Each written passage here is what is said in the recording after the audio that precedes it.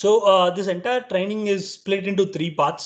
The reason being there's a lot of material to cover because intrusion alarm systems in BFSI has got a lot of need. So we thought we'll spend significant amount of time talking to you everything about BFSI solutions. In the part 1, which is happening today, we'll cover about what is this intrusion alarm system in BFSI. Why does BFSI sector needs intrusion alarm systems? Then we'll talk about what is that is unique with Texecom that can help solve some of banking customers' needs. And we'll cover about the common solutions that BFSI customers ask Texecom or to installers. So what typically happens and how the procurement process in BFSI happens. So we'll cover all of that in today's training session. Next training, which is happening exactly 1 week from now, again on a Wednesday, we'll cover about installing the system in a banking sector. So what are how do you go and mount the sensors? What is the kind of wirings we do? How do we program all of this through Wintex? All of that we'll cover in part 2, and part 3 will cover about a bit more of the programming, whichever is left out. We'll talk about how do you hand over this system to the branch managers or to the CSOs or to the command stations. How do you hand over and how do you ensure that the system is working regularly? What is the maintenance activities that you need to be doing out? All of that we'll cover in part 3, which is on 2 weeks from today. All of them will be hosted on Eventbrite. You can register and then you can attend all these training programs like you have been doing for all the trainings so far. Uh, so let's get started with the part 1 of today's training. So what do we mean by BFSI sector, right? What does this BFSI in the context of intrusion alarm systems mean? So BFSI is the banking and financial services industry, which is a very huge industry in India. So what are the things that are covered under BFSI? First, it's the banks, right? As the name says, we've got different kinds of banks in India, right? One is the central bank, which is the Reserve Bank of India, which does to which all the rest of the banks report. That's the statutory body, that's the constitutional body that governs all the banks, right? Then we've got a lot of public sector banks, things like SBI and Bank of Baroda's. Like there've been a lot of acquisitions and mergers that happened recently, but public sector banks are the ones that are owned by the governments, be it the central government or the state governments. Then we've got private sector banks. These are the likes of Axis Bank, ICICI, HDFC. No, these are the private sector banks. Similarly, we've got a lot of regional rural banks and urban banks. Then we've got some foreign banks that have got their branches in India. There are small finance banks and payment banks. Then in a lot of rural areas, and we've got cooperative banks, right? Cooperative banks are typically a small group of people come together or government-sponsored cooperative banks. These typically give out loans to farmers or bring government schemes to the rural markets. So we've got all these various kinds of banks, and each of them have got their ATMs in India, right? So together we've got this is as per March 2019 data. We've got close to 1,20,000 bank branches and more than 2 lakhs of ATMs that are present in India. And all of these things need an intrusion alarm system. We're going to talk about what their needs are, but I just want to show you the scale of this industry. It's a really huge industry. Right after residential market, the next biggest market that we have for intrusion alarm system is the BFSI sector. And you can see the scale at which the solutions are needed. And not to say that every year these branches and ATMs are increasing, right? And it's become an essential commodity, essential service even during the COVID situation. So all of these makes this industry very huge. Then what are the other things that are covered under BFSI? We've got something called as NBFCs. NBFCs are your non-banking financial companies. So these are similar to banks, but not so much regulated by RBI. These can't collect deposits from the public. You can't go and invest or open an account in an NBFC.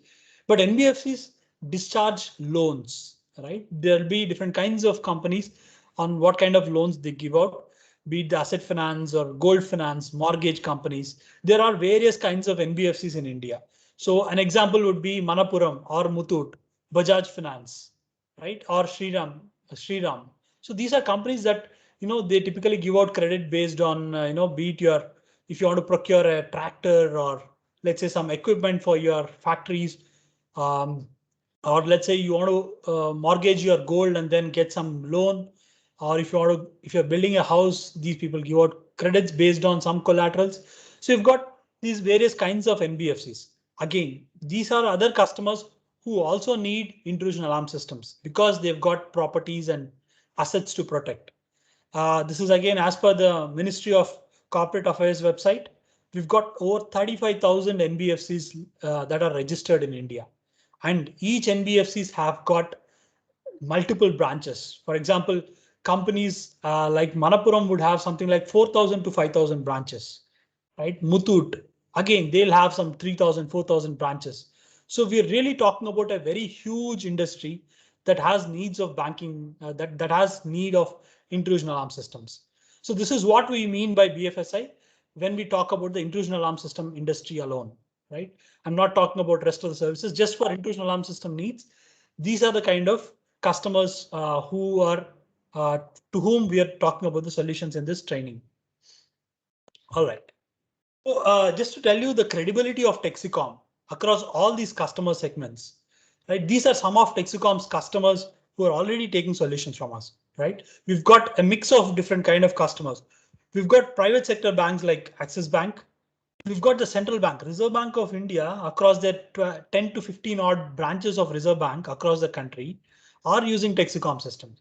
Then you've got companies like South India Bank, Vijaya Bank, Muthoot Finance, Manappuram, a whole lot of NBFCs. Then you've got a lot of cooperative banks in Tamil Nadu, Andhra Pradesh, Gujarat, Maharashtra. A lot of these cooperative banks are already using Texecom systems. You've got microfinance companies. You've got even foreign banks like Barclays, which are already using Texecom systems. So Texecom really has a strong presence in the banking sector. Now let's talk about why do these companies actually need an intrusion alarm system, right? What is it? What is the value that these companies derive by having an intrusion alarm system?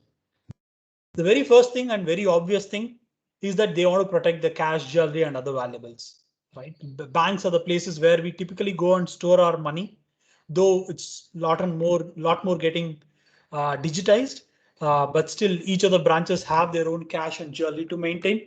If you're talking about jewelry, like, all these gold mortgage companies like Manappuram, they have a lot more need when they have to protect the jewelry because you are hedging your own jewelry, be it your mom's jewelry or your family jewelry. You're putting that in a place like Manappuram and taking money, which means Manappuram has a lot more responsibility to protect your assets. Right? It's a matter of their prestige.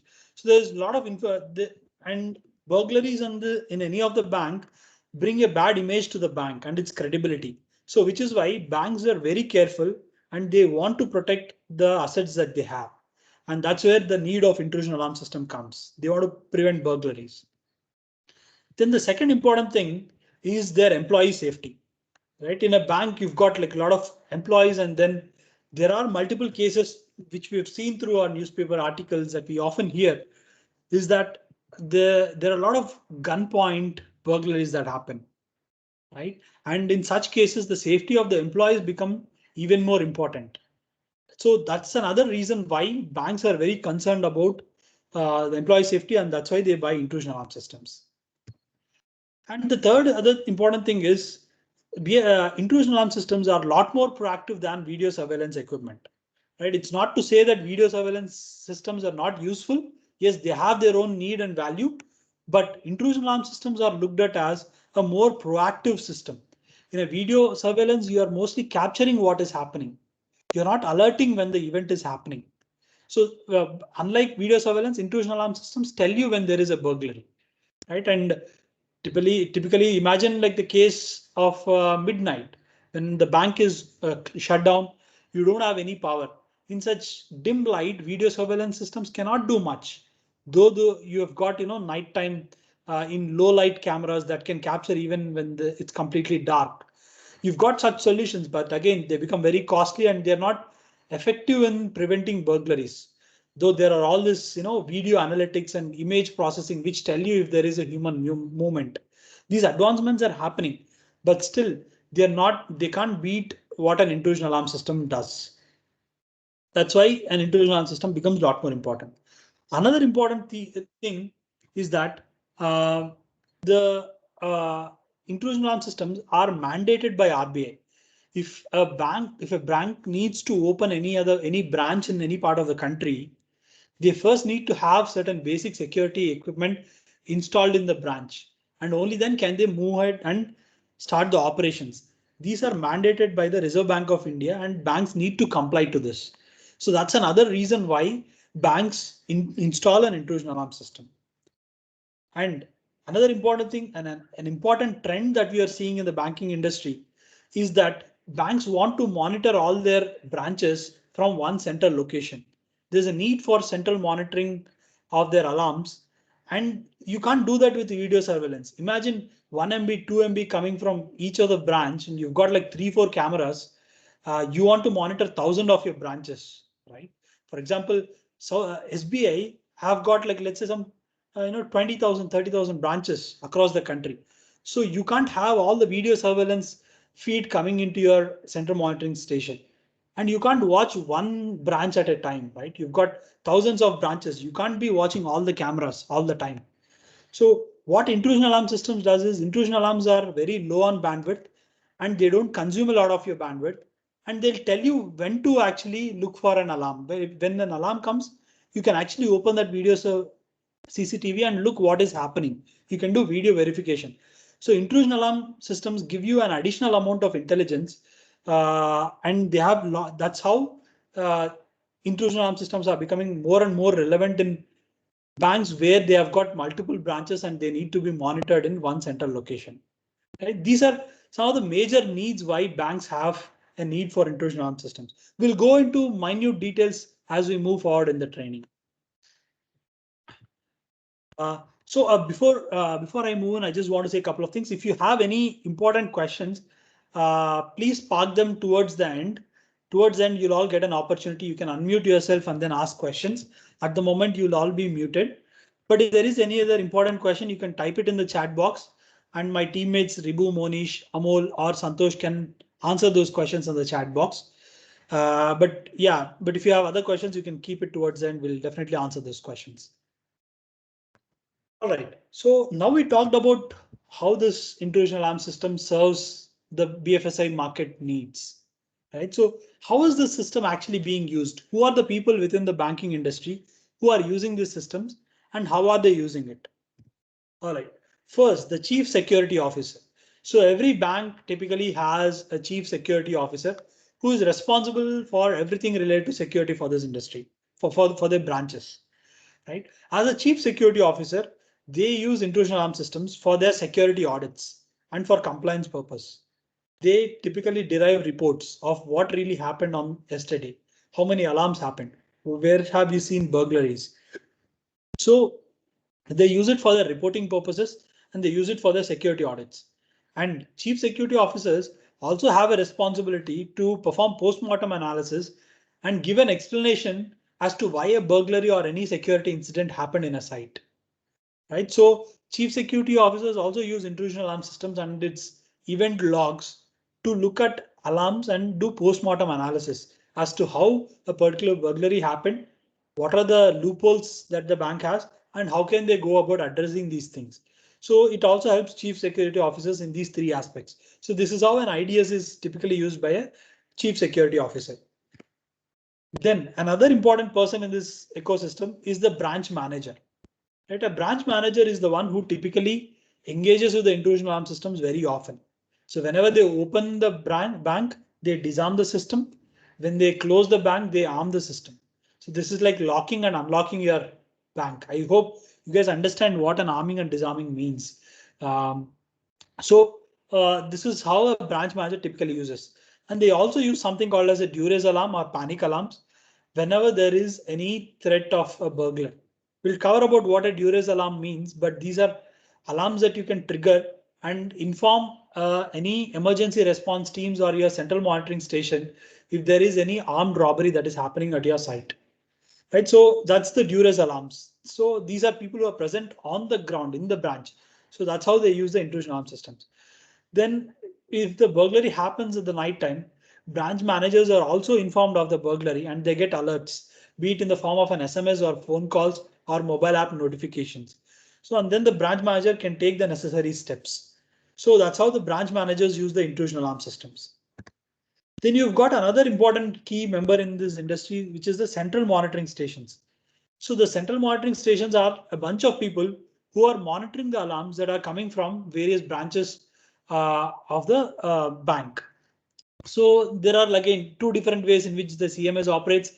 So sometimes banks would like to own the CMS operations. So the bank has their own bunch of people in their own bank, and they'll be monitoring the alarms that are coming from multiple branches.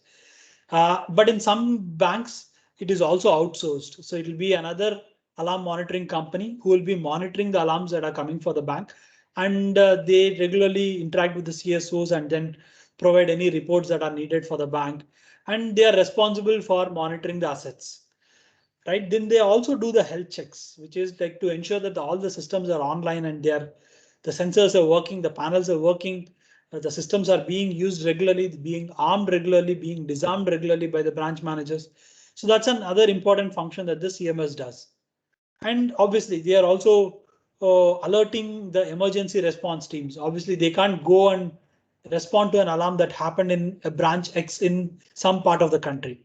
So they'll pass the alert to the branch manager, or they'll call up the local police stations or the fire stations in case of fire. So the central monitoring station also they have a list of SOP. This is the operating procedures as to what they need to do if there is a burglar, what they need to do if there is a gunpoint robbery, what they need to do if there is a fire. So they've got an SOP that they follow.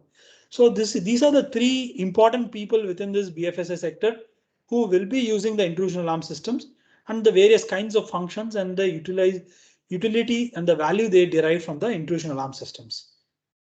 All right. So I talked to you about the CMS operators. So there are various kind of software companies that are available in the market who integrate the video surveillance and intrusion alarm systems and fire systems and monitor it on one single dashboard. So again, Texecom has got various kinds of integrations with other companies that are present across the country. This is just a sample list of companies with whom we are integrated with, but we are integrated with a lot more companies than these. And I mean, if you are a company that is manufacturing the software on your own, or you want to look out for the CMS companies, obviously you can reach out to us, and we are more than happy to help you with these integrations. So now that we talked about what this BFSI is, who are the customers, and what is the need of intrusion alarm systems in their banks and branches. So let's talk about why Texecom. Right, we've understood why intrusion alarm system is needed in the banking sector. So, but why Texecom? What is it that Texecom has got so unique about its products and services, which makes it very compelling for the banks to use Texecom systems? I've shown you various kinds of customers that Texecom has already got. Why did they choose Texecom? Right. The first important thing that we want to highlight is the special products that Texecom has got. We'll go about all of this in depth, but Texecom has got some very unique sensors that are needed for the banking sector. One particular product is the seismic detector, right? So a seismic detector is the one that not many people in the country has. Right? These are sensors that will detect if somebody is using drilling or gas cutting tools to break open into the strong rooms or into the cash lockers or into the ATMs. So these are products that are very unique, which require a lot of technology and investment to make. So these are products that Texecom has. Then we've got something called as grade 3 shutter sensors and door sensors. These are sensors that are far more advanced and intelligent than your regular shutter sensors and door sensors. Right? There are certain loopholes or ways that you can bypass the regular shutter sensors that you get in the market. But the grade 3 sensors that Texecom has are again very unique and nobody else has in the industry, which make our products and solutions very compelling for the banking sector. That's the one advantage that we have in terms of our special products. Then Texecom products are not locally made. They're all made and developed in the UK, and they comply to the European standard certifications, which are called EN standards. There is a standard which is called EN 50131-2. These are standards that are set up by European bodies, which tell how a particular product needs to function, what are the tests that it needs to undergo before it can get this certification. And you will see a lot of customers in the market who are all CE certified, which is like they are giving self certifications. But Texecom products are all independently and third party certified, which means we are not giving the certificate to our own self. These are third parties who are taking our products, doing 100 plus tests in terms of its performance, functionality, in terms of its manufacturing. All of these parameters are judged against 100 plus tests, and they certify these certifications to Texecom products. So all Texecom products that go into banking sector are EN certified, and they are grade 2 or grade 3 standards, which means it talks about how secure these products and how safe these products are to use. Right? That's another unique advantage that Texecom has. Then some of you who have attended earlier trainings on our wireless technology would be aware of something called as Ricochet. Ricochet is a proprietary wireless technology of Texecom, which is an encrypted bidirectional mesh network and which uses less amount of battery and very secure wireless communication, which has got a lot of advantages in terms of signal security and strength. And all Texecom wireless systems come with this Ricochet wireless technology, which is again very unique in the industry and helps Texecom in its banking needs. Then coming to the panels, Texecom panels are all hybrid. What I mean by hybrid is that you can connect wired sensors and wireless sensors, a mix and match of them using our expanders. And all Texecom systems are programmable. There are very, very unique needs uh, that are needed for the banking sector, a very particular way in which the sensors need to work, a very particular way in which the arming needs to happen, a very particular way in which the alerts need to be communicated. All of these can be programmed using Texecom software called Wintex, and all panels are programmable. And as per your customer needs, whatever they say, it can be programmed in that manner. It's very minutely programmable, which makes it which make the solution very customizable for the banks. That's the uniqueness of another uniqueness of Texecom. Then Texecom has got its digital applications, be it our cloud software or the mobile applications. As the world is moving towards more and more digital technologies, Texecom has been very at the forefront of this. And we've got a lot of digital products like the mobile applications and the alarm monitoring softwares, uh, which are again, these have won a lot of awards across the industry. That's another advantage that Texecom provides. Then another advantage with Texecom system is that they can work with the CMS software, and they also integrate with video surveillance, access control systems, and fire systems. For example, if a bank needs to have an intrusion alarm system, a video surveillance, and a fire systems, they don't need to go for a separate panel. You don't need to have a separate fire panel. Texecom panels have got zones where you can connect the fire sensors, be it your smoke sensors or heat sensors, which can be connected directly onto the panel. That means bank don't need to invest extra amount in buying a fire panel. They can use the same intrusion alarm system panel for both intrusion alarm needs and fire alarm needs. We've got some customers who have prevented hundreds of fire incidents and they didn't have a fire panel. They just used Texecom intrusion alarm systems. Right? That's another unique advantage that Texecom provides. So these are some important advantages that Texecom provides in terms of the products. All right. So now let's talk about the procurement. Right? We talked about what BFSI needs are for intrusion alarm systems, and I told you about how Texecom products are uniquely positioned to solve the customer needs. Now let's talk about how do you as an installer, how do you go about winning an order in banking sector, and what's the process in which banks go and procure the intrusion alarm systems. So it's slightly different from the residential sector.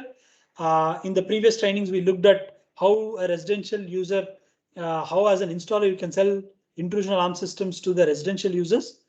In banks, it's slightly different. Here, the role of installer in terms of BOQ preparation is slightly less, and the process is slightly different.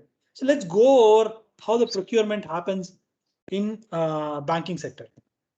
The very first step is the banks prepare something called as A&D specifications, or sometimes they just call it specifications. So this is the banking CSO or the heads of the bank.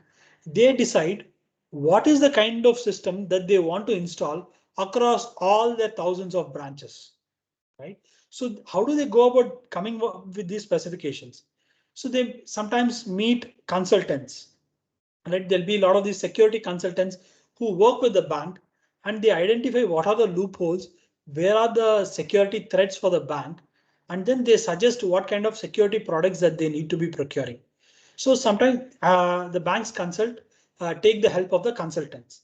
Then the banking CSOs are in continuous touch with multiple OEMs, be it the video surveillance companies or intrusion alarm companies or the fire companies, and they are always in touch and updated about the latest technologies that are getting launched in the industry. So that's one way in which the banks understand the OEM needs. Then they'll also sometimes ask for the demos and POCs of new technologies. And the banks have some fair understanding of what the banks need across their branches, right? Based on the way they operate their SOPs, they come up with a list of A&D specifications. Again, here the banks sometimes can also take the help of the installers.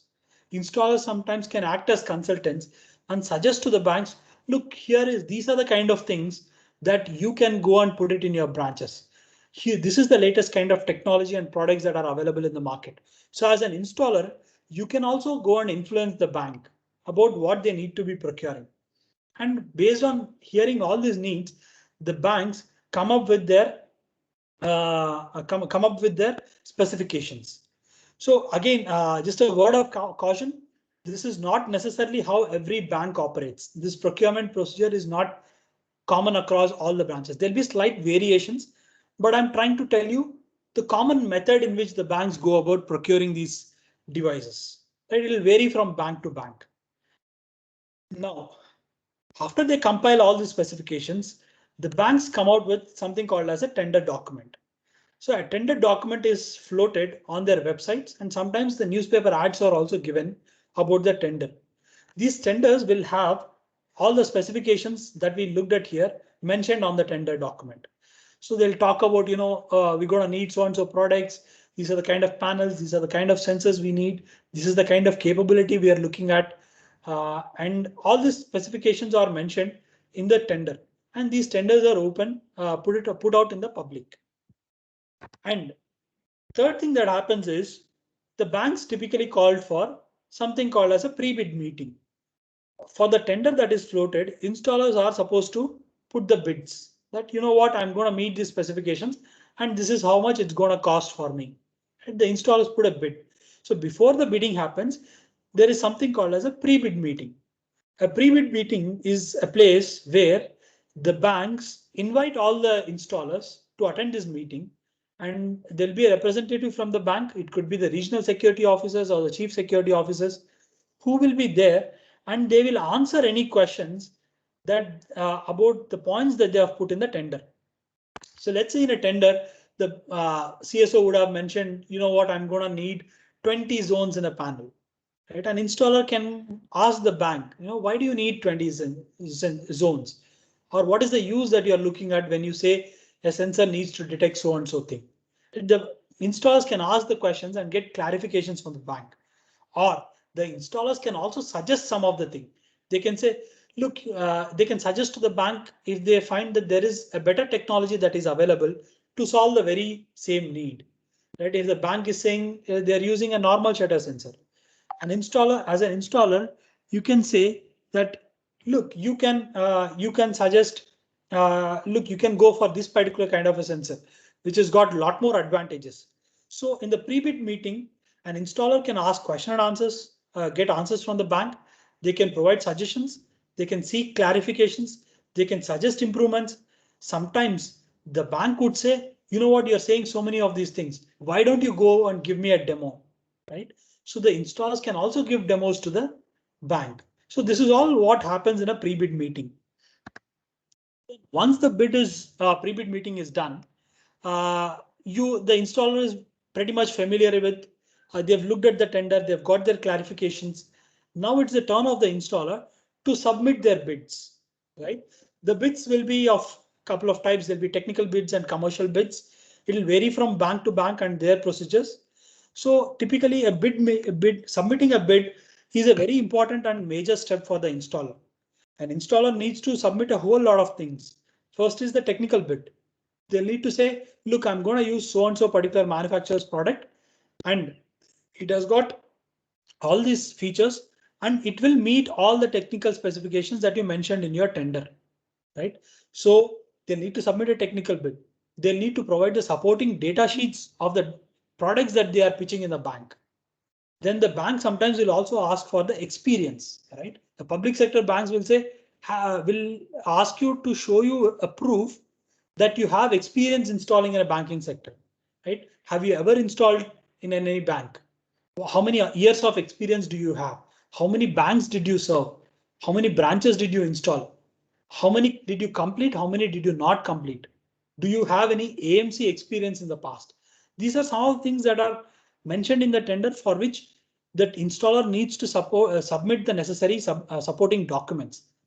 Then the bank sometimes will also ask for something called as MAF, which is a manufacturer's authorization form.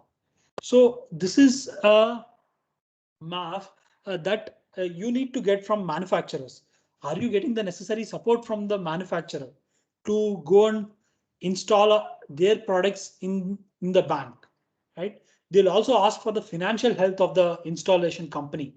What's been your revenue? Do you have sufficient money and finances to do the installation in the bank? Have you got necessary company registrations? Do you have GST numbers? Have you been filing your taxes regularly? You'll need some help from your CAs, right? And then they'll also ask for SLAs, AMC SLAs and warranty SLAs. How many years of warranty do you give on your products? And sometimes they'll also ask you to submit a deposit to be in the form of a DD. So this is the bidding and the proposal of this stage is a very lengthy and time-consuming process for an installer, right? So as an installer, you do all these things before you go and submit the bid. And after you collected, you put these bids in the bidding boxes. Then there'll be a certain deadline that is put. And once the deadline is met, the banks open these bids. Again, there are multiple ways in which the bids are opened. Sometimes they'll only open the technical bids first. And if you're not even meeting the technical bids, they will not even look at your commercial bids, right? So again, it varies from bank to bank and their process vary. So the technical bids are evaluated whether you are meeting all the conditions. And then after all of that, they'll go and look at the commercials, which is like how much you are quoting to provide these particular products. So again, banks vary in their process. Sometimes they'll give it to the lowest bidder, which is called the L1 bid. But some banks can also go with other processes. So that's how the installer is chosen to fulfill the tender needs. And an a purchase order is given to a particular installer to fulfill this banking need. Then after getting the purchase order, the installers typically approach the OEM or the distributor and get the necessary materials. Once these materials are available, the installer takes these materials to the bank branches, either their own teams or sometimes the installers subcontracted to other installers. They'll go and install these products. And at the site, they'll also take they'll take the necessary training and technical support from the OEMs. They go about installing the products. And the final bit, after you've installed it, you need to commission it, necessarily properly hand it over to the branch manager, explain to them how they need to use the intrusion alarm system, get an approval from the central monitoring station that they have installed it properly, and the alerts are reaching the command station.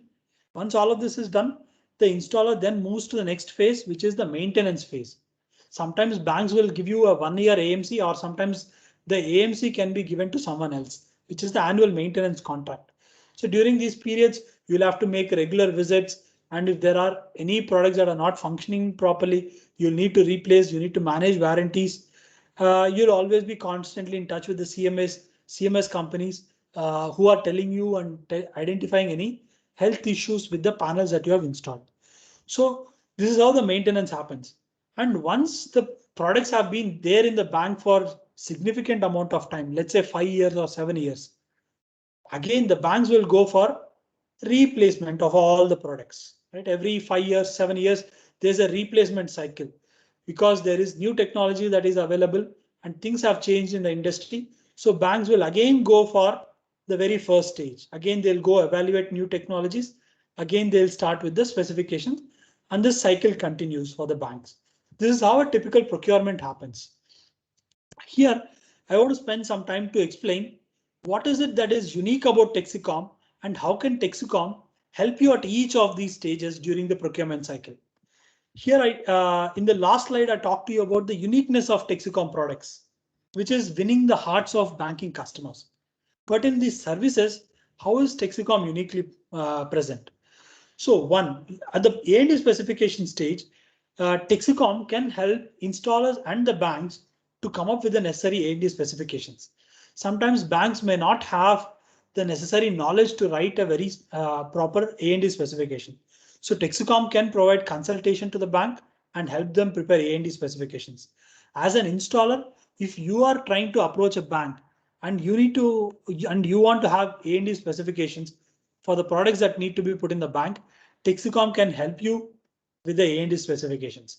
And if you wish, the Texecom sales team will be willing to accompany you and meet the bank and explain about Texecom products and give demos to the bank of the unique products that we have got.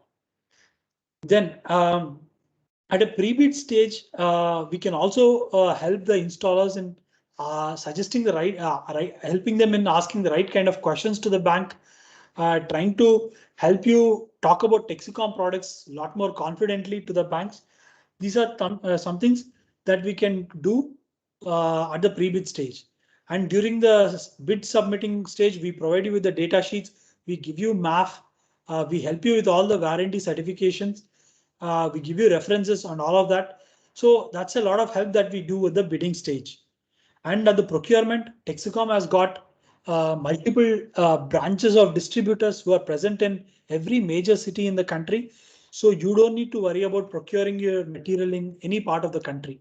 So we've got a wide range of distributor partners who can help you get the material in the right time. And one of the major help that Texecom does is at the installation stage.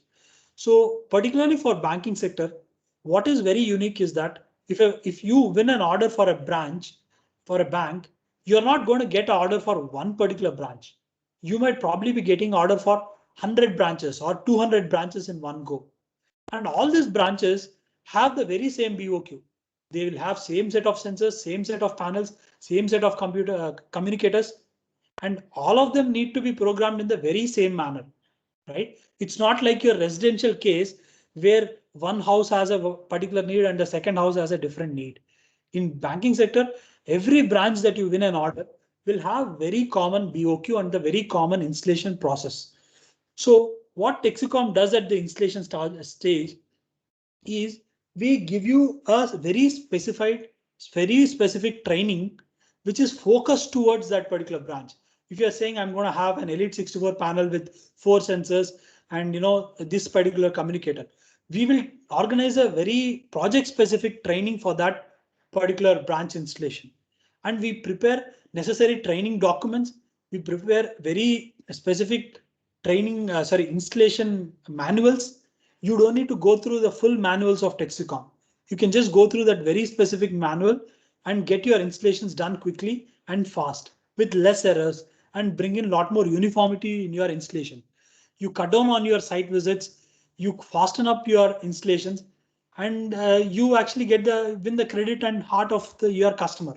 If as an installer you are executing more branches faster, quickly with less errors, your customer will be very pleased with you, right? So we help you with all the trainings, and you're already aware of our technical support, which is again works on 6 days from mornings 9 o'clock from morning 9:30 to 6.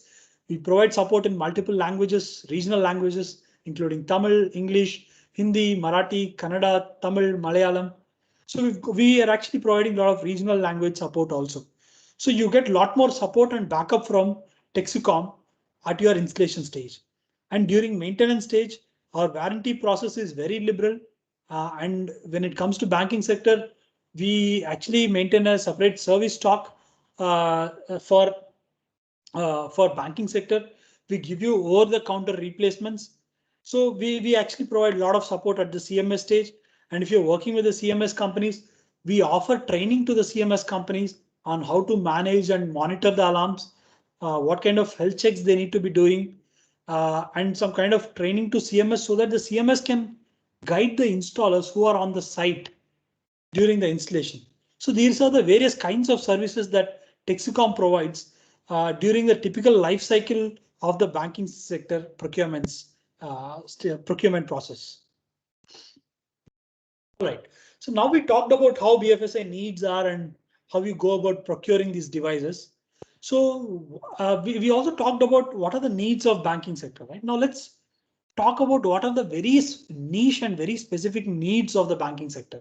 Something that's very unique for banking sector because they've got some unique threats when they choose the products, right? And when they have a particular needs. So let's talk about these very unique threats of banking sector in more depth. The first thing they're very concerned about is the gas cutting and drilling machine tools, right? So this doesn't happen very often in the residential market. In residence, people come by breaking the windows and they open the doors and come into the house. But in banks, if you want to enter into the strong room, it is very difficult. So people use these gas cutting and drilling tools, or if they sometimes they steal the ATMs itself. So places like this, you need very specific, very niche products. Right? This is one of the major threat for them in trying to protect their strong rooms and their ATMs and cash lockers. So again, Texecom has got seismic detectors that can solve this particular need of banks.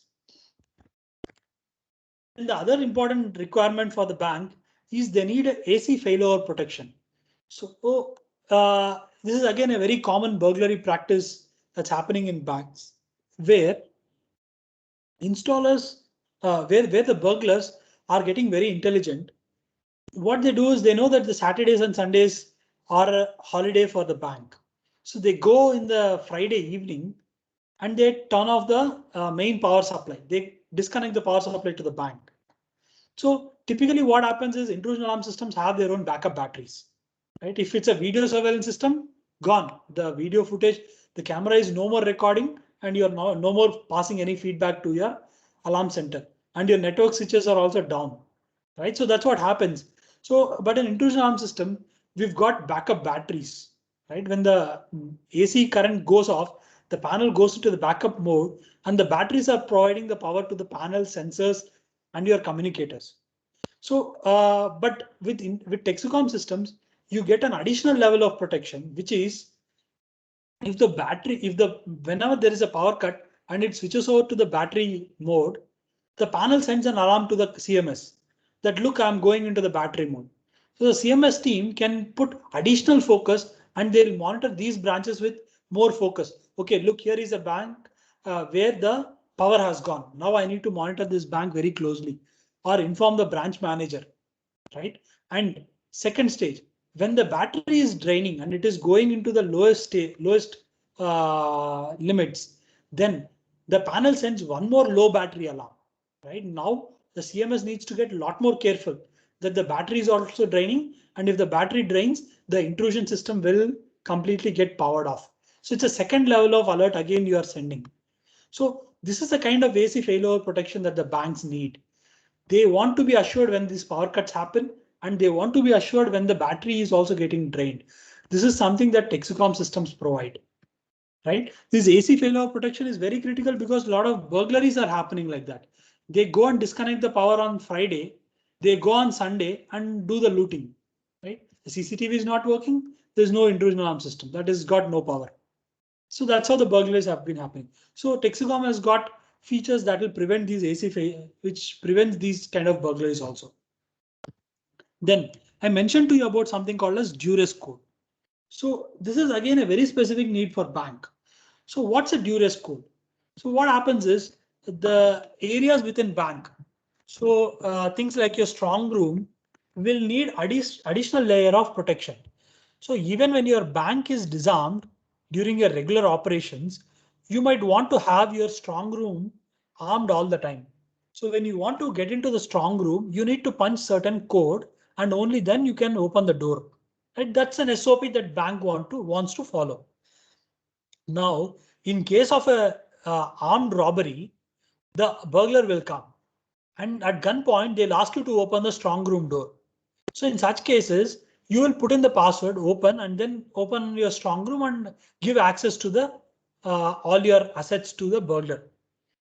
This is a loophole that is present. So in such cases, you can use something called as a duress code, which is a feature that is present on Texecom panel. What duress code allows you to do is you can disarm the system, but by putting the password, you're also silently sending the alarm to the CMS station that there is a burglar who has entered into my premises and he has asked me to put the password, but I've put this password and I'm opening the door. So you better monitor and help me get out of this situation. So let's say the password is 5678. But if you enable the duress code, the branch manager will, instead of pressing 5678, he will press 8765, the same code in the backward direction. So it will disarm the strong room, but it will silently send the alert to the CMS. Now the CMS can get alerted and then they'll say, oh, look, there is a burglary happening. I think I need to send some emergency response team or something like that. So this is the feature of a duress code. You don't want to threaten the burglar, but you are silently passing the information to the CMS that there is a burglary happening. And parallelly, you can also send silent alarm. You can send silent panic alarms to the customers to the CMS. If there is a burglar, you don't want to threaten everybody in the bank. You don't want to threaten the burglar. If you press the panic button and the burglars and the sounder starts blaring, the burglar in a panic situation, they might do anything. So you can do something called as silent alarms also, silent panic alarms. So these are things that you can uh, you can do. You can send silent alarms also. You can send silent panic alarms to the CMS station. Then you need something called as tamper-proof protection, right? So again, this is a feature that's present on a lot of Texecom products. So let's take our hooter as an example. In a bank, you've put the hooter, but the hooter is deriving its signal and power from the control panel. So what the burglar will do, the moment they come, they'll cut the hooter connection to the control panel because the hooter is present outside, right? They'll cut the sounder connection and they'll then get into the bank, they'll do all the burglary. So because the hooter is not hooting, nobody will know that the burglary is happening. So that's why banks need a tamper-proof protection. So Texecom sounders have got triple protection, triple tamper protection, which is if you cut the wire to the control panel will know that the connection to the sounder has been cut. So it will send an alert to the CMS. It will start sending sound on the keypads. And the hooter will know that it's been cut from the control panel. So it will switch over to the battery that is put inside the sounder. So it will derive the power from the battery and it will start hooting. Even though you've cut the wire, it will switch over to the internal backup battery and it will start hooting. Let's say the burglar tries to pull the sounder from the wall. So you've got wall tamper protection. So that's another level of protection that you offer in the hooters. So similarly, not only our hooters, we've got our control panel is tamper proof, our sensors are tamper proof, our expanders are tamper proof. So any device that you pull out or cut the wire, the control panel will know and it will send tamper alarms. So banks need these tamper proof products. Then another intelligence and the things that banks need in terms of their motion detectors is something called as anti-masking and cloakwise features. So again, this is an intelligence that is again growing among the burglars. So what burglars do is we know that how a PAR works. It's a infrared, passive infrared detector. So it picks up the infrared radiations from any object that is moving in front of it. And it assumes that it's a human and then triggers an alert. So what burglars do is they can mask the PIR lens with a black color or with a black color cloth, or they can put spray or something like that. So if they put that when the PIR is in a disarmed state and they mask the PIR, in the night time when they arm it, the PIR will not be able to detect the burglar. So they will mask it during the disarm stage. And when the bank is armed, they'll come and do the burglary. So this is called as masking of the PIR. But Texecom has got intelligent anti-masking PIRs, which when you mask the PIR, even in a disarmed state, even when the panel is in a disarmed state, if the PIRs have been masked, the PIR will send a masking alert. Right? That's an intelligence that we've got in the PIRs. Then we've got something called as cloakwise PIRs. Again, what burglars do is instead of masking the PIR, they will mask their body. So they'll come in black color clothes. Black is a absorber of all light, right? So your infrared radiations that are emitting from your body will not come out and captured by the PIR. So because of this, what happens is they won't get detected by the PIRs. So that's a technology that the burglars are using. They are covering themselves with these black color suits. But Texecom's PIRs have got a particular mode called clockwise mode, which can detect burglars who are even coming like that and masking their heat signature. Right? That's a unique kind of PIR that Texecom has got. So banks are again looking for these kind of PIRs and the kind of threat that they face. Then banks would like to know the live system health status, right? You don't want to have an intrusion alarm system in which the sensors are not working or the alerts are not communicating to the controller to the command station. Or let's say your panel doesn't have backup battery, right? Or let's say your fuse is blown or the panel is tampered. You want to be alerted of all these situations. The banks would like to know that if they have got 1,000 branches, all 1,000 branches are working fine. They want to know the live system health status. So this is again something that Texecom systems are capable of sending. We can do remote maintenance health checks, and whenever there are any maintenance alerts, the panel proactively communicates to the command station and displays also on the keypad so that the branch manager or installer or the command station team can take the necessary steps. Then now the operations are getting a lot more complex. So you want to be programming, maintaining and monitoring your alarms over the IP. So which means you want to, from your command station, you want to connect to the control panel that is present in another part of the country. You want to remotely program it. You want to remotely check its health. You want to remotely receive all its alarms over the IP, right? So which means you need an IP based panel, and you need the IP based panel that can communicate these alarms, have necessary protocols to communicate these alarms and send these alarms in a secure manner, in an encrypted manner. So these are all the things that Texecom panels are again having a feature of. You can remotely program, remotely monitor these alarms, right? Then another evolving need among banks is the dual path signaling. So this has come out of as more and more banks are moving towards IP based systems and remote based monitoring of alarms, their dependency on the networks have become very huge, right? They have got the core banking network that is used for banking operations, but the same network is also used for, let's say, CCTV or intrusion alarm. Let's say if there is a burden on network, or if the gateways are failing, or if there is an internet disruption, they don't want to miss the alerts that are coming from the intrusion alarm system, right? They want a failover path. They want a redundancy. When the primary path of signaling the alarms to the command station fails, the panel should intelligently understand this and send the alarms through another path. So that's called dual path signaling. That's another evolved needs of banks these days.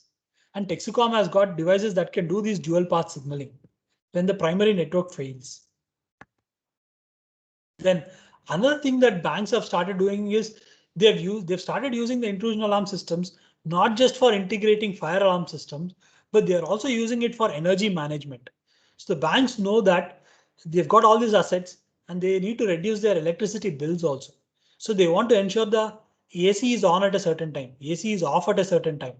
The front lights of ATMs, the banner lights are on at a certain time, off at a certain time, lights are on at a certain time. They want to manage all of these based on timing.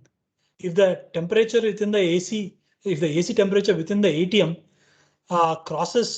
falls below a certain limit, you want the AC to get off.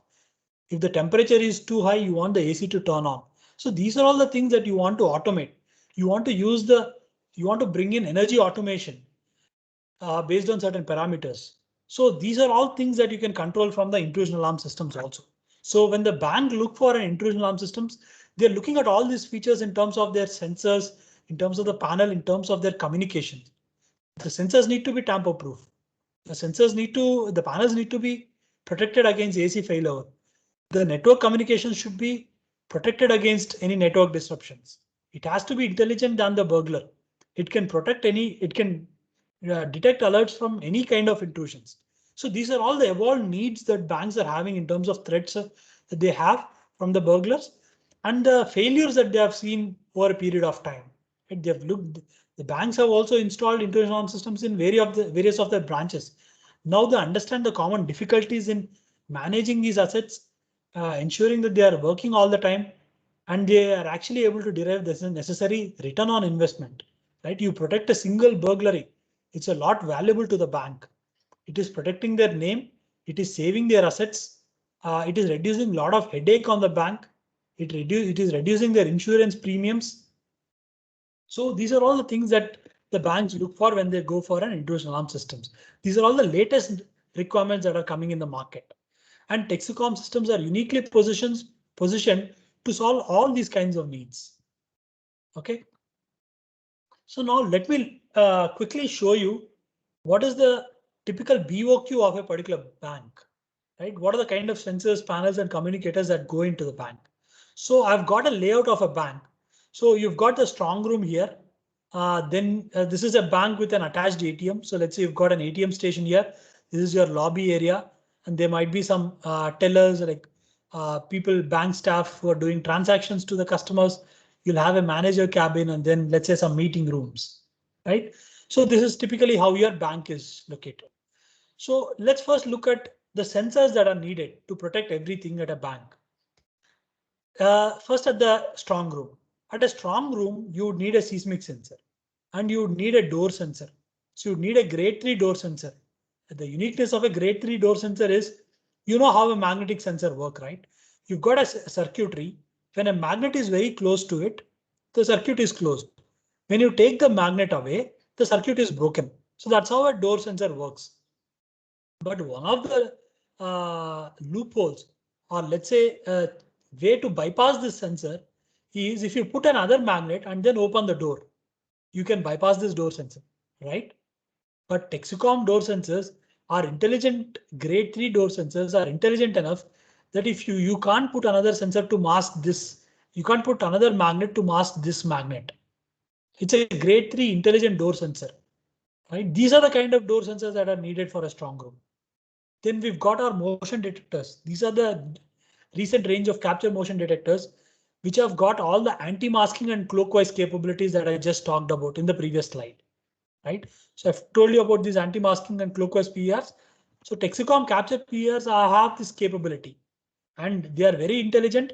These PERs come with lifetime warranty. Right? We've got so much faith in the products that we made that forever you will have a warranty, free replacement of motion detectors if they stop functioning. Right? So these are the kind of motion detectors you would put within a strong room. You'd put door sensors, seismic sensors, and the motion detectors inside the strong room. If somebody is breaking through the walls or drilling and entering into the strong room, these sensors will protect you. Now let's come to the manager cabin and to the lobby area. Here, these people will need a panic button, which is programmed as a silent panic, which means when a burglar comes and they need to communicate the panic, when they press the panic button, the hooter will not give you a sound. It will silently send the alert to the CMS over IP, but it won't give you the hooter. So you need panic buttons that are placed intelligently at the intelligent locations, be it with watchman or with the staff or in the manager cabin or inside your strong room. So you want to be placing these panic buttons, right? Then if the bank has any uh, glass windows or doors that can be broken open, or let's say your toilets have windows, so you might want to put a vibration or shock sensors that will prevent anybody who is breaking open and coming into the bank. Then, like I said, Texecom systems have slots for wireless or wired smoke detectors. So you want to put smoke sensors and connect them to the intrusion alarm systems, and you can monitor any kind of smoke or fire threats that happen within the bank. So you can connect a smoke sensor also. Then your shutters will have the shutter sensors. Again, if we've got grade 3 shutter sensors, you can't put another magnet. If you bring another magnet close to this, the sensor will detect a masking alert and give you an alarm. So we've got grade 3 shutter sensors and door sensors that can be used at the main entrances. Right now we've got all these sensors. They are connected to the control panel. Control panel along with the keypad will typically be placed in the manager cabin because the manager is the one who will be arming and disarming the system. Right, so the keypad and the control panel are typically placed in the manager room, or the keypad could be placed at the entrance, because if you're walking out, you want to arm and then walk out, or if you're entering, you want to disarm. You want the keypad as close as possible. So sometimes you can keep the keypad at the entrance also. Varies from bank to bank and what the customer needs. Now, whenever there is an alarm, you need a hooter. You've got Texecom hooters which are IP65 grade 3 and have got triple tamper protection. So that can be placed outside. Then you've got SmartCom or COM IP modules. These are IP based modules that can send the alert to the command stations over IP. And along with this, we've got some dual path signaling capabilities that can send the alert to the command station even when the primary path fails. So this SmartCom itself will give you the alerts to the branch managers or anybody on their mobile application also. So that's how the SmartCom works. Sometimes bank might also want SMS or phone calls to the branch manager. So you can have a GSM module. So Texecom has made a GSM module in partnership with another company, which can give alerts over 4G SIM cards. So you can put SIM cards even of Geo and signal the SMS and phone calls to the customers. So that's the kind of communicators, control panels and sensors that typically go into a banking BOQ. Right, so I think I've kind of covered over this training what is a BFSI sector, and what's the size of this customer segment? Why do BFSI customers need intrusion alarm systems? And who are all the people within the BFSI segment who are using these intrusion alarm systems, and how they use? What is the value they derive from it? And what are the unique needs that banks are having in terms of intrusion alarm systems? Based on the recent threats and burglaries that are happening in the banks. We've looked at how the procurement happens within the banking industry, the various stages in which the products are procured, installed, maintained, and AMCs are delivered. We've also taken a look at how a bank looks like and what are the kind of sensors that go in various locations and how they function and what kind of burglaries they protect, and how these alarms are communicated using the communicators and the kind of control panel. So this is how a typical BOQ for a bank and BFSI sector looks like. So this is what we want to briefly cover in the training. In the next part of the training, we will go and focus on how do you install this BOQ, right? How do you go and do the physical installation of each of these devices? How do you do the wiring? How do you add the wireless devices? How do you connect the IP communicators? How do you do the programming on Wintex for all of this? And if you have to do this wiring and programming for 1,000 branches, how can you do that very easily? How can you use Wintex templates to copy these programming to multiple sites, reduce the errors you create? All of that we'll look at in the second part of the training, which will happen next Wednesday. So before I conclude and open up the session for any Q&A, I want to introduce to you Santosh Nanda. He's our head of BFSI vertical. He's a channel sales manager who's got over 15 plus years of experience, and he's been with Texecom for over 7 years. And most of you who have joined on the call would already be knowing Santosh Nanda. He's got a lot of experience in the BFSI industry, and you've got his contact details on how to reach him. If you have got any banking sector inquiry, or if you have any questions on banking sector, he is the go-to person to reach out to. He's got wealth of experience. If you are a CMS company who want to integrate with Texecom, or you are an alarm monitoring company, you are an installer or you are a consultant, he is the person you should be reaching out to for all your help with respect to the BFSI sector. So now, before I open up the session for questions, I want to pass over the call to Santosh. And Santosh, do you want to say a few words and talk about things that I missed? Probably I missed in the training and want to add any additional points?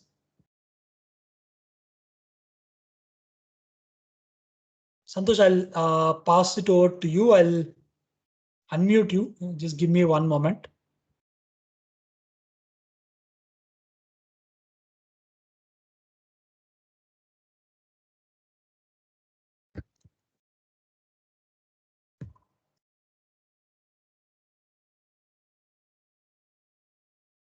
Santosh, you are unmuted and you are made the presenter.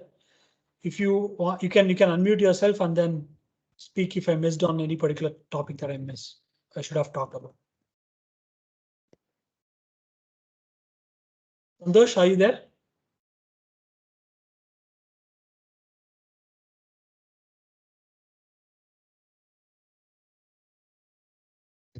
Santosh, you are still muted.